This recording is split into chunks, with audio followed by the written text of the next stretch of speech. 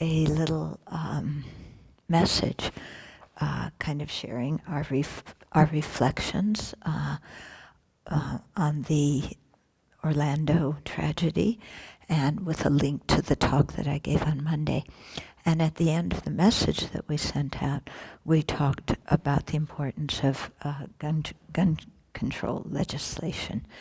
And so we've gotten some feedback from different people, and most of it's been positive. There were 2 people who wrote who said, that Buddhists shouldn't be involved in socially engaged. They don't believe in socially engaged Buddhism, and we shouldn't be involved in commenting about things like this, but we should just stick to our Buddhist practice. But I think most of us feel here that our Dharma practice relates very strongly to the world and what's happening in it, and that we see the world through the eyes of our practice, and we want to help people who are struggling to deal with these kind of tragedies, to see it in a way that brings wisdom and compassion and, rather than despair or anger into their minds. And so that was the idea behind sending out the message. So like I said, most people were very happy, and one person wrote from UK because they just had one of their ministers assassinated, and said, kind of it's the same thing going on here, and people are quite confused about this. Then we also got a message by somebody who's a doctor, and who had some really excellent points that I totally spaced out on mentioning in the message. I just totally, because we didn't spend a long time writing it. So I wanted to go through the things that he brought up because I think they're really quite worthwhile.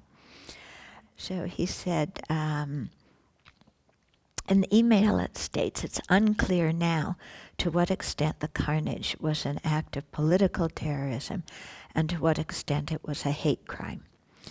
And then he said, this lists only 2 of the possible reasons for this mass murder and leaves out a very important possible reason that neither the politicians nor the media have mentioned. And he's completely right here. There is some evidence that the perpetrator of this event was emotionally disturbed. There has been some information about his attempts to grapple with his sexual orientation versus his Muslim faith. Yeah, and then also one of the victims who survived happened to look him in the eye and say that he looked like he was completely deranged. Yeah, which I think somebody must be deranged in order to do that. I mean, you may have political terrorism and you may have hate crime, but to actually go and carry that out, I think there's got to be some mental illness involved. So he continues, it is well known that individuals with mental illness have a tendency to attempt to identify themselves with what they perceive to be power organizations and people. The perpetrator did this in linking himself to ISIS, and we do frequently find, and often, sometimes even people who write to us, you can see that they have some mental problem, but they are advocating for some organization or some cause. They're affiliated with some cause or another that as a way of playing out, their disturbance. There is also a variety of mental illness that engages in what is called suicide by cop. The perpetrator certainly did this, and that's suicide by cop, is you put yourself in a situation where a cop's going to kill you. Yeah. And so clearly doing something like this, I mean, he knows when he started something like that the end was going to be he got killed. I mean, most of the people who've been involved in these mass murders have been killed in the process themselves. There is also a variety of mental illness that commits murder or suicide in an attempt to either A, get revenge, or B, grab notoriety and what they perceive to be fame. So in the case of the Virginia Tech mass murder, then it seems like the young man who was very much in that kind of mode. There were a series of pictures he took of himself with guns, standing in this very macho position beforehand. My overall point, and this is a good one, is that while the FBI questioned the perpetrator about the possibility that he was actually plotting to cause harm in this country, they did not also assess him for the presence of mental illness. Yeah. Unfortunately, even if they had, neither the police nor the mental health professions have actually developed tests that will allow us to identify individuals who are definitely going to go out and kill others or themselves. And that's very true. Even if somebody is mentally ill, that does not mean they're going to go out and kill others or commit suicide. And there's been, I've received emails from different groups who are saying that the emphasis on mental illness in committing mass murder has become a scourge for the, is that how you say the word, scourge? For the people who have mental illness, because automatically people become afraid of them and discriminate against them. And that the statistics show that, it's only a very small percentage of people who are mentally ill that do these things. So you have all these kind of factors, and you can't start discriminating against a whole other group of people who have their own suffering. I mean, because when you have a mental illness, there's extreme suffering involved. So you can't discriminate against them, and yet, you also have to protect society. And there's no test out there to do that. And the government does not fund any research on gun violence due to the NRA and Congress. In our haste to characterize this as either an act of political terror or a hate crime, we overlook the potential suffering of the perpetrator who may have had a severe mental illness. We also fail to embrace a societal responsibility to develop the science to be able to identify and treat individuals with mental illness who will do these sorts of horrible actions. So for sure, more research is needed, and more mental health care needs to be provided to society. I was out of the country during the Reagan administration, and when I came back, I noticed this huge difference. And one factor in this huge difference was all of a sudden there were people living on the streets. I grew up in Southern California, so that's the most popular place for homelessness.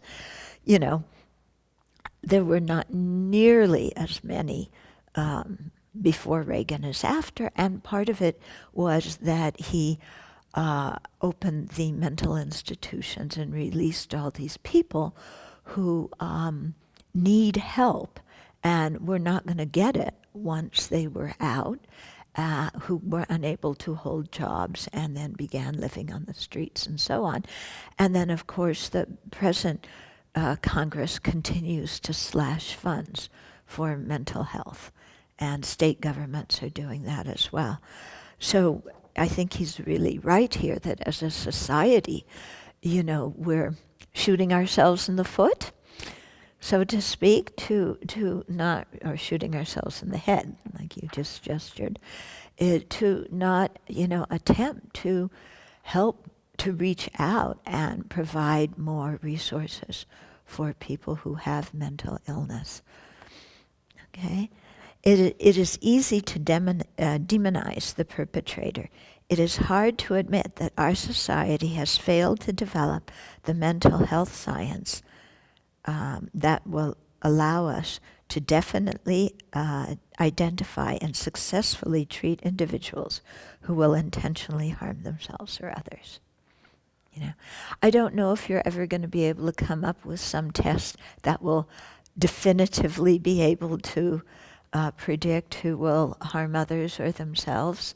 That's a little bit, I don't think we can come up with something definitively, but certainly if we can find correlations and possible causes and then treat them, it would, be a lot better and cease a lot of unnecessary pain and misery. So as a society, we have a lot to do. I looked at His Holiness's comments about this that one of you sent around. And, as he often says, I'm one of the few people who don't really believe in prayer that much. Although he does all these prayers and things. Because he says that we can sit and pray, may this happen, may this not happen. But until we act, the situation is not going to change. And he often says when he's in the West that people may pray to God, they may pray to Buddha, but Buddha and God would look at them and say, look, you created the mess, you have to solve it, don't pray to us. We can't do anything. And so this is certainly true, and so this was part of the reason why we sent out this message, was to encourage people to act and not just pray, and not, prayer helps, but we can't just pray, and we can't just sign off and say, well, nothing's going to be done anyway, which is kind of what the newspapers are saying. Before it's even been brought to the Senate floor, they're saying it looks like all the measures are going to be defeated. And then everybody just goes, well, what to do, and throw up their hands and don't think about, writing to their Congress people or, stepping up and running for office on a different kind of platform, or helping candidates who advocate for gun legislation. The public just kind of becomes apathetic, and then we just hope that we're not there when the next one happens. But that doesn't work. So we have to do what we can, and at the same time maintain our practice and maintain a stable mind so that we don't fall into, attachment and aversion, criticizing and hating one group and blaming one group and, favoring another. Because then, then we've lost our equanimity, and when you lose your equanimity, you've lost your ability to be a benefit, I think. But His Holiness says there is always hope. And happiness depends on hope. So, and hope, to fulfill hope, we have to act. So, there's various ways of acting. We do a lot of acting via our BBC talks. Okay.